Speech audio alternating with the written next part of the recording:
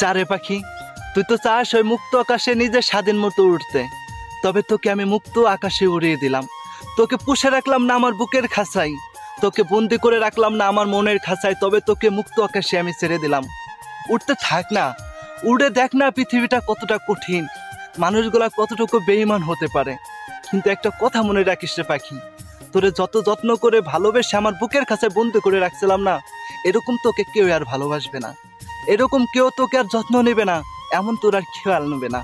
হয়তো তুই ভাবিস এই মুক্ত আকাশে উঠলে তোর জীবনে অনেক কিছু তুই পাবি, কিন্তু না, তুই আমার মতো আর মানুষ আর খুঁজে পাবি না। তবে তুই যখন উঠতে উঠতে তোর ডানা দুটা ব্যথা হয়ে যাবে না, যখন তোর ক্লান্তি আসবে না শরীরে, তখন তুই আমার কাছে এসে ধরা দিস। হয়তো আমার সাথে একটা বার হইলেও দেখা করে যাস, হয়তো আমার মনটাকে একটু সান্ত্বনা দিতে পারবো।